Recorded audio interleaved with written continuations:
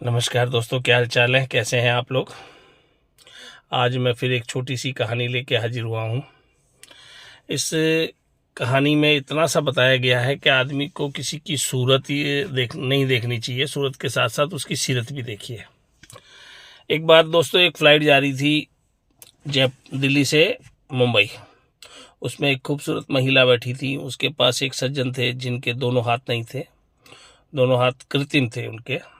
तो मैडम जो खूबसूरत थी, उनको थोड़ा अजीब सा लगा उसके साथ बैठना। उन्होंने एयर होस्टेस को बुलाया, बोले मैडम ये मेरी सीट चेंज कीजिए। तो मैडम बोली क्या हुआ? कि नहीं, मैं इनके साथ कंफर्टेबल नहीं हूँ। वो सज्जन थे, वो किताब पढ़ने में मशरूम थे। वो किताब पढ़ रहे थे, उन्होंने सुना नहीं है क्या कन्वर्सेशन हो रही है। तो मैडम बोली एयर होस्टेस मैडम के, भाई ठीक है, आप फ्लाइट उड़ने दीजिए, मैं देखती हूँ जो मैं पॉसिबल हो मैं वो काम करती हूँ। कोई सीट अरेंज होती है मैं उसको एडजस्ट करती हूँ।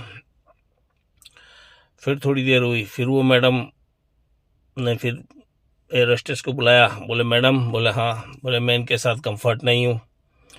अब उन महाशय ने, सज्जन थे, उन्होंने सुन लिया। उनको अजीब सा हुआ, यार ये मैं तो किताब पढ़ रहा हूँ, मैं इनसे कोई बात भी नहीं कर रहा, पर ये कैसे कंफर्ट नहीं है। फिर उनको लगा यार ये मेरी कोई अपंगता है शरीर की, इस वजह से कंफर्ट नहीं है। मैडम गुस्से में एयर होस्टेस को बोली, मैडम आपको मैंने एक बार पहले भी कहा, अभी भी कह रही हूँ, प्लीज़ आप मेरी सीट एक्सचेंज कीजिए, मैं इनके साथ कंफर्ट नहीं हूँ। तो मैडम ने कहा ठीक है, मैं पायलट से बात करती हूँ। थोड़ी देर बाद आई, हाथ जोड़ के उस मैडम को बोला, बोले मैडम पायलट ने एक इतना बड़ा निर्णय किया है, आज तक नहीं हुआ। तो मैडम बोली, बोले क्या? बोले इनको बिजनेस क्लास सीट हमने दी है। तो मैडम खुश हो रही, वो सोच रही कि मेरे को बिजनेस क्लास दिया है। बोली, जैसे ही खड़ी होने लगी तो एयर होस्टेस बोली, मैडम आपको नहीं, इनको, इन सज्जन को पायलट ने, जब मैंने सारी प्रॉब्लम बताई, उन्होंने इनको बिजनेस क्लास में शिफ्ट करने का आदेश दिया है। तो उस वो जो फौजी था जिसके हाथ नहीं थे, उसकी आंखों में थोड़े से आंसू आए और वो स्तब्ध हो गया। उसने कहा जब मैं फौज में था, मेरे दोनों हाथ दुश्मनों की गोली खा के मेरे खराब हुए, तो जब इन मैडम की मैं बात सुन रहा था तो मैं लग रहा था यार मैंने किसके लिए ये काम किया, है ना। और अब जो ये चीज़ मुझे आप लोगों ने दी है, जो सम्मान दिया है मुझे, तो मुझे गर्व महसूस हुआ अपने आप पे, फौजी होने पे। ठीक है। तो सारे जो जहाज़ के यात्री थे, सारी कन्वर्जेशन सुन रहे थे। उन सब ने एक साथ क्लैपिंग की, बहुत खुश हुए। उस मैडम जो खूबसूरत थी अपने आप में, नेचुरल है, उनको अपने आप पे घमंड था, खूबसूरती पे, सूरत पे।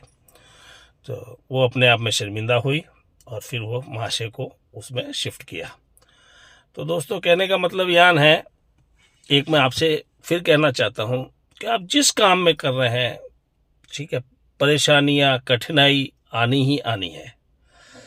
एक छोटी सी बात मान के चलिए, अगर किसी का भला नहीं कर सकते हैं तो किसी का बुरा करने को आपका अधिकार नहीं है। अगर किसी का भला हो सकता है कीजिए, नया हो सकता है कोई बात नहीं, उसका बुरा, ना तो बुरा किसी के लिए सोचना, ना बुरा किसी के साथ करना। कर्म का लेखा जोखा यही है। ठीक है, आज मैं थोड़ा सा किसी का नुकसान करके मैं थोड़ा सा फ़ायदा उठा लूँगा, पर वो ज़्यादा देर तक नहीं रहेगा। इसलिए मेरा ये कहना है हाथ जोड़ के सभी को, अपना अपना कर्म करो, मेहनत ईमानदारी से करो। और एक ये मोबाइल कितना अच्छा जरिया दे दिया अपने को एक दूसरे से जुड़ने का। मैं 700 किलोमीटर दूर बैठा हूँ, फिर भी मैं पूरी दुनिया में लोगों से जुड़ सकता हूँ, मिल सकता हूँ, उनके वीडियो देखता हूँ, वो लोग मेरे वीडियो देखते हैं, है ना। तो एक ये देखो, इसने अपना कैलेंडर का काम ख़त्म कर दिया, है ना, डाकिया का काम ख़त्म कर दिया, पोस्टमैन का। पहले अंतर्देशीय पत्र और वो आते थे, कितना बंदा उत्सुकता से इंतजार करता था और लिखता था, है ना, अपने हाथ की सुंदर राइटिंगों से एक एक शब्द, प्रणाम, अभिवादन, आप कैसे हैं, पढ़ने वाला बेसब्र रहता था, यार आज इसकी पोस्ट आई। मैं हॉस्टल में पढ़ता था, मुझे अच्छी तरह याद है, महीने में शायद हमें 3 लेटर मिलते थे भेजने के, और 3 हमारे पास आते थे। वो समय आज हम इस मॉडर्न युग में 2025 जनवरी में प्रवेश कर चुके हैं, तो वो समय याद आता है। उससे पहले का समय जब पिताश्री वगैरह बताते हैं, दादाजी के समय पे लाइटें नहीं थी, है ना, पैदल जाके 6-6 किलोमीटर पैदल स्कूल के लिए जाना, पढ़ना और सफल होना। ठीक है, मेरे गांव से मेरे पापा के साथ जो भी बंदे हैं, दोस्त हैं, जो उस समय स्कूल पढ़ते थे, 6 किलोमीटर जाते थे।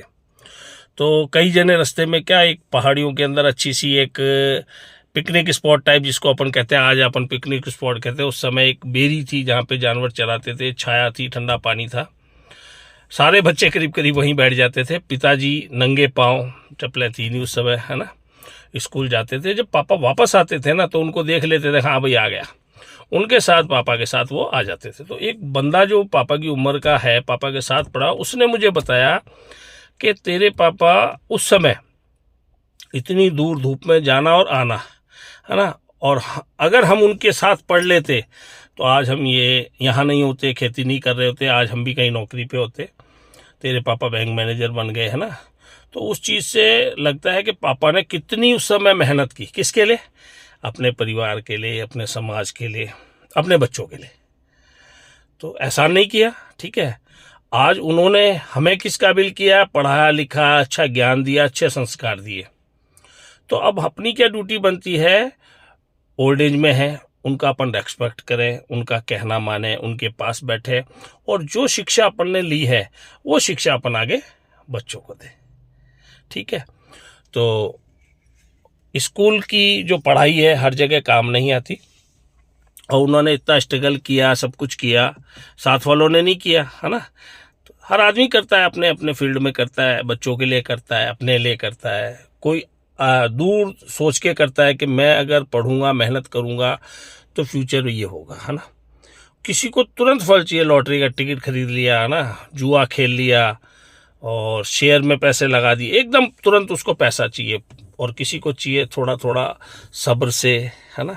जैसे एक सोने का अंडा देने वाली मुर्गी की आपने कहावत सुनी होगी। जो बिजनेसमैन होता है ना भैया, वो रोज एक अंडा खाता है, और जो एकदम तुरंत फल चाहता है वो एक बार में ही मुर्गी खा लेता है। यानी बिजनेस जो कर रहा है, पेशेंस लेवल से कर रहा है, सब्र कर रहा है, कितने आदमियों को रोजगार दे रहा है, फिर उसके पास एक लिमिटेड पैसा आता है, परमानेंट आता है, उसके बच्चों का फ्यूचर सिक्योर रहता है। अपन लोग गांव के हैं, काश्तकार है, मेहनत करते हैं, 6 महीने अपन मेहनत करते हैं, ठीक है।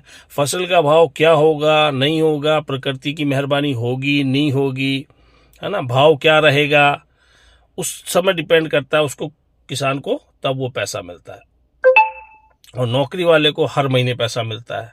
नौकरी वाले का फ्यूचर इसलिए सिक्योर रहता है, बाई चांस उसकी डेथ हो गई ऑन सर्विस पे, तो उसको, उसके बच्चों को नौकरी मिल जाती है, उसकी मिसेज को नौकरी मिल जाती है, और पेंशन मिलती है। अगर खेती भी करना चाहे बंदे, और कर रहे हैं, आज की तारीख में कई कर रहे हैं, पेशेंस लेवल उनका अच्छा है, मेहनत कर रहे हैं, उनको समझ है किस समय कौन सी फसल करनी चाहिए, क्या मेहनत करनी चाहिए, है ना।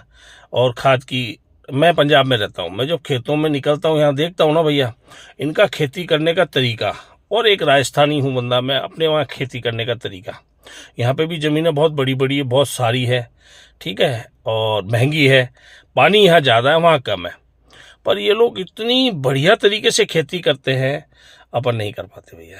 बहुत कम होंगे काश्तकार, मैं सबकी नहीं कह रहा हूँ, मैं जिनको जानता हूँ, मेरे गाँव में 5-10 अच्छे काश्तकार हैं, उन्होंने खेती करके बहुत अच्छा मुकाम हासिल किया है, और आज भी वो मेहनत कर रहे हैं। मैंने भी खेती की है कुछ टाइम तक, मुझे पता है बहुत खेती बहुत मेहनत मांगती है। खेती जितनी मेहनत और तपस्या मेरे हिसाब से और किसी काम, नौकरी है 10 से 5, 8 घंटे, खेती भाई साहब 24 घंटे, 6 महीने, सालों साल। सुबह 5 बजे उठ के गुलाब के जो फूल होते हैं ना, वो तोड़े जाते हैं। अगर सूर्योदय की किरण खेत में आ गई, सारे गुलाब गिर जाते हैं, उनकी पंखुड़ियां मुरझा जाती है। ऐसी सर्दी, ऐसा कोहरा पड़ रहा है भाई साहब, फूलों के ऊपर एकदम ठंडी ठंडी पानी की बूंदें, ओस, और वो तोड़ना, ठीक है, टाइम पे तोड़ना, टाइम पे मंडी जाना, तब उसके भाव मिलेंगे। अगर थोड़ा लेट हो गए, जय सिया राम जी की, तो वाली बात है। हर फसल अपना टाइम लेती है, अपनी मेहनत लेती है और अपना रिटर्न देती है। गुलाब की खेती पुष्कर साइड में बहुत अच्छी होती है, गुलकंद बनता है उससे, परमानेंट खेती है। बीच की जो जगह है उसमें लोग जैसे लौकी, तुरई वैसी सब्जियां भी कर लेते हैं। आंवलों के जो पेड़ के बगीचे हैं उसके अंदर भी लोग गुलाब कर लेते हैं। गुलाब की हाइट रह जाती है 3-4 फुट। आंवले का पौधा जब तक छोटा होता है, फल फूल नहीं होते, सीधा जाता है, उसके बाद ऊपर जाके बढ़ जाता है। मल्टीपल खेती, एक खेत में एक समय में 2 खेती, यानी किसी के पास अगर 5 बीघा ज़मीन है, 10 बीघा का काम कर लिया, माइंड लगाया, मेहनत की, तब ठीक है। कम ज़मीन को ज़्यादा ज़मीन में उपजाऊ कर लिया। जैसे इधर कुचामन साइड में होता है अपना, पानी कम होता है ना, तो एक वो कहते हैं उसको क्या, पेट के लिए बहुत अच्छी एक चीज़ आती है वो, वहाँ पे अच्छी होती है, ठीक है, महंगी होती है। उधर अपन जाते हैं नागौर साइड में, जीरा बहुत महंगा होता है। कहीं हींग की खेती होती है। क्लाइमेट ईश्वर ने सबको धरती के हिसाब से अलग अलग दिया है। अब गोभी है, ठीक है, गोभी में किस समय किस जगह का क्या टेम्परेचर है, अगर किसी बीज वाले को अपन ये बताएंगे, उसको ये पता होगा, उस हिसाब से वो बीज देगा। अगर अपने गलती से सर्दी के अंदर गर्मी की गोभी का बीज बो दिया, या ध्यान नहीं दिया, या किसान पढ़ा लिखा नहीं है, या बीज वाले ने उसको समझाया नहीं, पौध तैयार करेगा, खेतों में लगा देगा, मेहनत कर देगा, भाई सब वो फूल होंगे सफ़ेद, सर्दी में जो चाहिए नहीं होंगे, क्योंकि उसने समर वाले लगा दिए। अगर गर्मी के अंदर, जो गर्मी का टेम्परेचर राजस्थान में रहता है, मैं पंजाब से यहाँ कई बार बीज की मैंने सप्लाई की है, वहाँ पे दिया है, मैंने कह के दिया है, तो खुद कहते हैं, जब उनसे मैं मिला ना तो पता चला, भाई साहब आप कहाँ के लिए लेके जा रहे हो? मैंने कहा ये कैसे पूछ रहे हैं, क्या कारण है? मैंने भैया राजस्थान, कौन सी जगह? अजमेर। बोले हमारे वहाँ पे जाते हैं। तो टेम्परेचर का बहुत ध्यान रखना पड़ता है, किस टाइम वहाँ उस समय क्या टेम्परेचर हो रहा है, यहाँ क्या हो रहा है। अगर अपन ये लोग नहीं बताएंगे, जैसे डॉक्टर है, डॉक्टर को अपन नहीं बताएंगे कि ये अपने कोई तकलीफ हो रही है, अपनी उम्र ये, तो दवाई कैसे देगा? उसी तरह से बीज के अंदर बहुत तरह की नस्ल आती है, बहुत तरह की कंपनियां आती है, ठीक है, पालक के बीज की अलग आती है, बहुत आती है।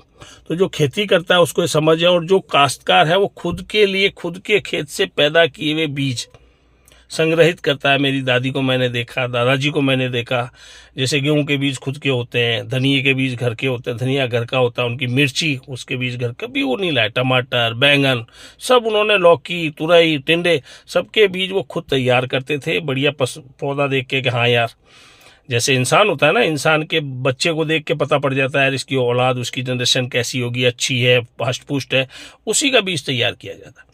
तो वो करते थे, मेहनत करते थे, उसको संभाल के रखते थे, है ना। आजकल कोई करना नहीं चाहता, तो चलो पैक अवेलेबल है, 100 ग्राम के, 50 ग्राम के, है ना, फ्री सैंपल्स कई कंपनियां देती है, वो लो, लगाओ। और अगर घर की खेती, जैसे मेरे पास, मैं यहाँ रहता हूँ लुधियाना में, किराए का मकान है, छोटा सा, छोटी सी क्यारी है, तो मेरी उसमें इच्छा करती है घर का धनिया, घर का पालक, घर की मेथी, 3 चीज़ अगर घर की हो जाए, एक आध पेड़ अगर बैंगन मिर्ची का ऐसा कर लिया ना, बहुत है। 2 आदमी की फैमिली है ना, बच्चे सब बाहर रहते हैं, ताज़ा सब्जी भाई सब, उसका स्वाद ही अलग है। पालक है, मेथी है, धनिया, उसकी खुशबू, और अपन बाजार से लाते हैं ना, उसकी खुशबू, रात दिन का फ़र्क है। तो वापस मैं सब लोगों से यही निवेदन करूँगा कि अपने परिवार का, अपने बच्चों का, अच्छा एक मैं और बात कहना चाह रहा हूँ, वीडियो थोड़ा लंबा हो जाएगा। जिसके बच्चे पढ़ रहे हैं, है ना, 8th में है, 9th में है, एक छोटी सी बात है, पहले हम लोग पढ़ते थे ना, दोस्त ने कॉमर्स ली, मैंने कॉमर्स ले ली, दोस्त ने आर्ट्स ली, उसने आर्ट्स ले ली, है ना। फ्यूचर का नहीं था कि भैया सब्जेक्ट लेके अपने को पर्टिकुलर किस क्षेत्र में जाना है, और ये सब्जेक्ट हमने क्यों लिया। ना घर वाले इतने पढ़े लिखे थे, ना टेक्नोलॉजी ऐसी थी। आज मेरा एक छोटा सा निवेदन है कि आज जो भी ये वीडियो देख रहे हैं भाई मेरे, उनके सबके परिवार में बच्चे होंगे, 8th में होंगे, 10th में होंगे, 9th में होंगे। हर बच्चे से उसका गोल जरूर पूछना चाहिए, उसकी देखनी चाहिए एक्टिविटी, ये किस क्षेत्र में इसकी नॉलेज है। फॉर एग्जाम्पल मैं एक छोटा सा उदाहरण देता हूँ। मेरे बच्चे को पहले, है ना, ड्राइंग बनाता था कार की है, तो इतनी छोटी छोटी बारीक बारीक चीज़ें वो उसमें मेंशन करता था। मेरी फैमिली को सबको बताया कि दरवाजे के अंदर बोतल कहाँ पड़ी है ना, कहाँ आपका कांच खोलने का है, वो ड्रॉ करता था। और दूर से गाड़ी की हेडलाइट, उसने पता नहीं कहाँ, उसने टीवी नहीं देखे ना उस समय मोबाइल इतने देखे, नॉलेज पहचान लेता था, पापा ये गाड़ी आ रही है, पापा ये फलानी गाड़ी है। शर्त लगाते थे हम, कई बार अंधेरे में नहीं दिखती थी गाड़ी, इसने पता नहीं क्या टेक्नोलॉजी, क्या लाइट उसकी, क्या ऐसी ऐसी पहचान कर रखी थी, ये बता देता था। तो हम सबको लग रहा था ये बच्चा मैकेनिकल इंजीनियर में जाएगा, इसको ऐसी इंजीनियरिंग चाहिए जो मोटर व्हीकल से संबंधित हो। जैसे वो नाइन्थ के अंदर आया, 10th के अंदर आया, उसने इस बारे में बात करना ही बंद कर दिया। उसकी सीधी सी इच्छा, पापा मेरे को मर्चेंट नेवी में जाना है। हमारे फैमिली में कोई ऐसा बैकग्राउंड नहीं है, कोई नहीं गया हुआ है। मोबाइल के जरिए उसने सब सर्च किया, सब देखा और गोल बना लिया, ठीक है। तो उस लाइन के अंदर हमारे तरफ से जो सपोर्ट था, माता पिता का, है ना, हमारा जो सपोर्ट था, जो एक्सपीरियंस था, जो नॉलेज था, जहाँ से अवेलेबल हुआ उसको उपलब्ध कराया, और बंदे ने पढ़ाई करके वो मर्चेंट नेवी में चला गया।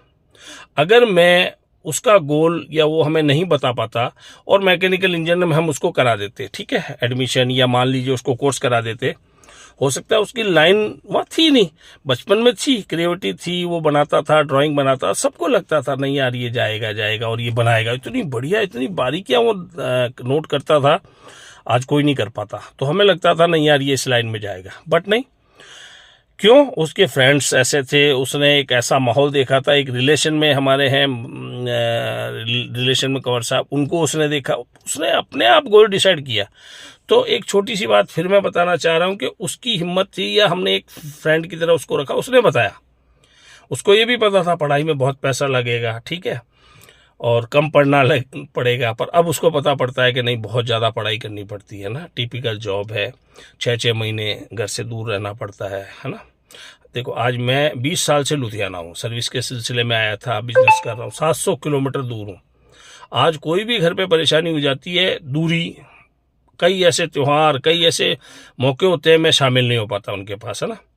बट पापी पेट का सवाल है, दाने दाने पे लिखा है खाने वाले का नाम, ठीक है। मेरे को यहाँ का लिखा था, मैं वहाँ से चल के यहाँ आया, लोग पता नहीं हज़ारों किलोमीटर दूर गए, किसी कोई खुशनसीब है उसको घर के गांव में रोजी रोजगार मिल रहा है, अच्छा आनंद में है, कोई 30 किलोमीटर है, कोई 50 किलोमीटर है, दूरी मैटर नहीं करती, अपना लिखा होना चाहिए जोक, ठीक है, कहाँ का दान अन्न पानी लिखा हुआ है, कहाँ अपन ने खाना है, ठीक है। अपने आप वक्त और हालात अपने आप उसको यहाँ बुला ले। जब मैं पंजाब पहली बार आया था तो मुझे बड़ा अजीब सा लगता था, कैसी लैंग्वेज होगी, यहाँ का खाना कैसे होगा, अपने को वहाँ सेट होगा नहीं होगा, ठीक है।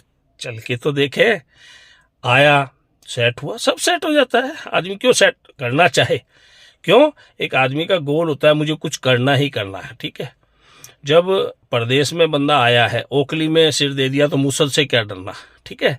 तो जब मैं आया, मेहनत की, मैंने मार्बल की शॉप पे नौकरी करी, है ना, 8 साल। उसके बाद खुद का काम मैंने शुरू किया, है ना, ठेकेदार हूँ आज मैं मार्बल का, मैं फिटिंग कराता हूँ, पॉलिशिंग कराता हूँ, इटालियन मार्बल, ग्रेनाइट, ठीक है, अपना अपना जॉब है, सब करते हैं। तो मैनेज करता हूँ, बस मैं कौन सा खुद अपने हाथ से काम करता हूँ, बंदों से मैं मैनेजमेंट करवा के कि हाँ भाई तेरे को ये काम करना है, इसको ऐसे करना है ना, थोड़ी अच्छी नॉलेज है, पढ़े लिखे हैं, काम को समझ के काम करवाते हैं। तो अगेन दोस्तों, वीडियो बहुत लंबा हो गया है, मेरा वापस कहना है, सर्दी है, अपने शरीर का, अपने परिवार का ध्यान रखें। अगर कोई बीपी पेशेंट है, कोई शुगर पेशेंट है, अपनी तबीयत का टाइम पे दवाई लें भैया, ठीक है। और आजकल मैं ये सुन रहा हूँ भाई साहब, शुगर के कारण कई आदमियों की आंखें चली गई, मेरे से छोटे छोटे उम्र के हैं, उनको है शुगर है, ध्यान है उनको, पर उन्होंने ध्यान नहीं रखा।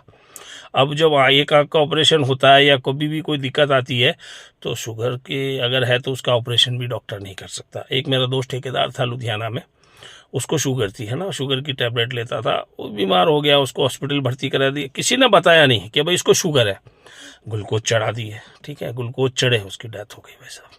इसलिए मेरा सबसे हाथ जोड़ के निवेदन है, स्वस्थ रहे, मस्त रहे, अपने तबीयत का ध्यान रखें, अपने परिवार के साथ बैठे।